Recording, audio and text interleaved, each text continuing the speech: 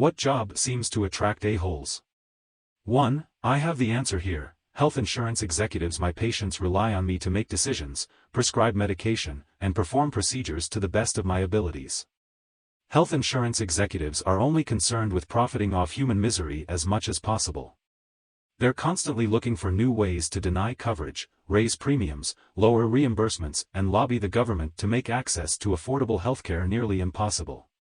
I'm in private practice and have full-time employees to jump through their hoops, and even then some of them will want to speak with me directly, after leaving me on hold for 20 minutes, only to trip over their own words as to why my diagnosis treatment plan isn't necessary, given some bullcrap rubric they came up with.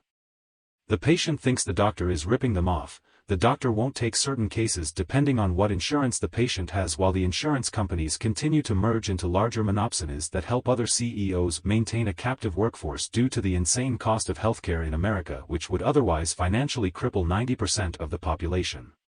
It really sucks. 2. You will never meet a person you'll hate more than a club promoter. It's everything left over from the dregs of douchebag guys that think they are the coolest and spend their 40s buying drinks for their 20-something friends. 3. Lawyer here. The solution is an attorney. 4. President of an HOA. 5. Management positions in department stores. Give a weak human a minuscule amount of authority and they act like a wannabe dictator and powerful figure. 6. Military. I am a retired U.S. Air Force vet for 26 years and I saw plenty of buttholes. 7. Sales reps in pharmaceuticals. EFF you guys. 8. A proctologist. 9. The TSA. I traveled a lot in 2019 for training for a new job and thankfully only encountered one douchebag TSA agent. Every other time before or after this they would only ever ask to remove large electronics from your bag, which in my case was my laptop. Everything else could stay in the bag. This idiot was making everybody completely empty the entire contents of every pocket of every compartment of every bag they had. It was a freaking mess and slowed things down considerably, and the twat stood there with a crap-eating grin on his face the entire time. 10. Pretty much anything that gives you power over people. Cops, corrections officers, etc. I work in corrections and most of my coworkers are complete buttholes. But to be fair, it's a hard job to do if you aren't a butthole. 11. Influencers. Whatever that title means. 12. Real estate agents. I worked for a real estate agent for about 6 months. The dude thought he was freaking infallible and was likely the worst manager I've ever had. Highlights include, his training skills were utter garbage. He'd witch at me whenever I'd ask questions or try to figure out where he was going with something and to see if I was grasping it. I wasn't even an agent. He didn't like me joining in on conversations he and other real estate agents were having for no reason other than I wasn't at their level yet, and a little bit of it definitely came off as he thought men were superior to women, but that's just a hunch. He always needed a yes or a no about things he'd never bother to inform me of. An example, does this person know we're coming over to do maintenance? As far as I know, but I'm not sure. I need either a yes or a freaking no. My favorite, though? Instead of communicating like an adult, he'd teach me lessons. I wouldn't be told how to do something or what to do.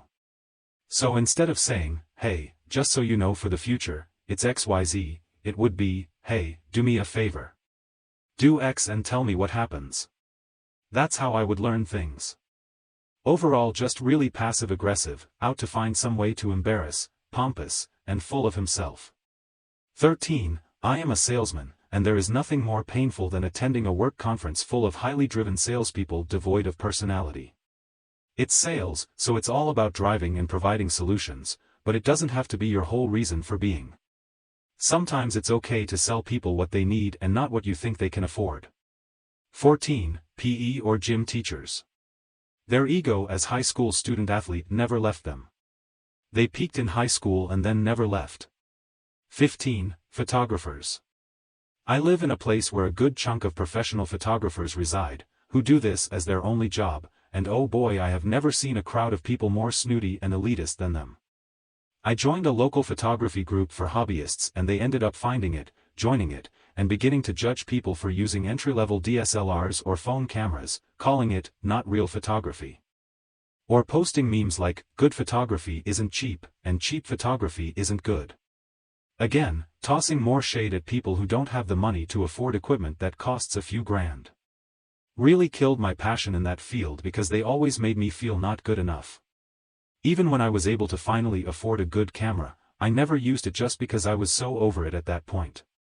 16. Investment banking. It's an environment full of mostly white, extremely entitled frat brothers whose family work in and/or own commercial real estate. One of my past jobs asked me if I wanted to switch over cause they were looking for a woman and I was a bonus being non-white. I said I was good. Why on earth would I subject myself to that crappy environment? Not even for a higher salary. No thank you. 17. Anything in politics. I used to think that all the good people were just snuffed out until I watched Boys State. I thought it would be an inspiring documentary about great minds from the younger generation coming together with ideas to solve large-scale problems. Instead, it was just a bunch of narcissistic buttholes chasing power.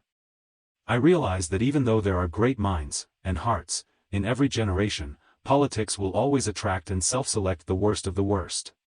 It's a pipeline that funnels the scum of the earth into positions of power even within a democratic framework. We're basically doomed. 18. Performers. Actors, comedians, musicians, etc. Lots of narcissists and predators go for the spotlight. As a professional musician, I can tell you it's absolutely true. I've worked in two separate genres of music, and they are worlds apart from each other. The first was full of some of the most selfish and egocentric people I've ever met. They wanted to be looked at as gods, which is ironic considering what genre it was, wink wink. Turns out that the 40-year-long career of one of the most respected people in that field was just a front so he could groom and sexually abuse dozens, possibly hundreds of vulnerable women. I'm glad I left before that happened. Now I work in a very small, close-knit genre of music that prides itself on actual inclusivity and being a decent human being. Not many narcissists here, and when there are, they're shunned pretty quickly. 19. Animal care. A lot of people will say, I hate humans. I want nothing to do with them. I'll go work with animals. Fun fact, the overwhelming majority of animal care jobs require working with humans. This might include members of the public, but it will almost always include other keepers and caregivers. So now you've got an industry full of people fuming with hatred for everyone around them. It can get pretty toxic for those of us who like, or at least tolerate and respect, other people. 20. The DMV. 21. Teaching English abroad. There are several categories. First, people with major yellow fever, frat boys, and party girls fresh out of university who don't really care much about teaching. Usually, this is their first job ever. But it's abroad for an adventure, getting wasted a lot and trying to sleep with everyone. Usually showing up hungover to class. Lazy bare minimum work ethic because they are on a year contract and can't really get fired. Also, they sometimes hate kids. Second, super liberals, or super conservatives who complain about everything, and a lot of white savior mentality on both ends. Usually, expats avoid these drama groups. Usually really angry about everything in their host country and not understanding they are in a completely different culture with thousands of years of history that don't fit into their own. Try to justify their butthole behaviors as a, well, I am not from here, so I don't have to follow the same societal rules, mentality. But gets angry when locals don't do the things the expats expected. And lastly, the rest are cool or professional. 22. Doctor's reception. This is one of those ones where it makes sense, and that you need a butthole in that role.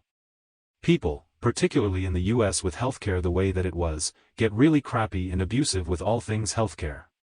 You kinda need someone with the ability to just sorta be a dick to shut these people down before their toxicity spreads to the already overburdened medical staff. Like, it partially makes sense that people are crappy in regard to healthcare. The system, privatized healthcare, freaking sucks. It's not the fault of reception or the medical staff. But people need a target. Then the other thing is just that health naturally brings out strong emotions. People get emotional about their health in a very understandable way. But there's just as much that gets emotional in very unreasonable ways. People who get medical advice from Facebook groups naturally have a hard time not abusing practitioners of actual medicine. 23. payroll. Seriously, those people are slow, freak up all the time, and then get majorly offended when you bring their freak-ups to their attention. Seriously, if I ever start a grindcore band, I'm naming one of the songs Amy from Payroll is a cunt in honor of this one, particularly special witch. 24. I've gotta say, cooks. I've been in the industry for more than a couple of decades and there are a ton of buttholes who work in kitchens. Hell, I was one of those buttholes for a long time until I got some sense knocked into me. I first started in the very early 90s when it was very normal to work in abusive environments. The stories that Anthony Bourdain wrote about in Kitchen Confidential were not exclusive to his book experiences. It's less common now, but the toxicity in many professional kitchens still continues to this day. 25. Nurses. After working in healthcare, I swear they're one extreme or the other, a total angel or a big butthole who likes to reign over sick or injured people. 26. Journalism. And I'm a journalist. In my 15 years in the industry, I can probably say, in all honesty, that I could count the number of colleagues over the years who weren't buttholes on one hand, and that would be generous. It's a shame because good journalism is both vital and an art, but the industry honestly just seems to be attracting psychopathic narcissists, bullies, and generally awful people.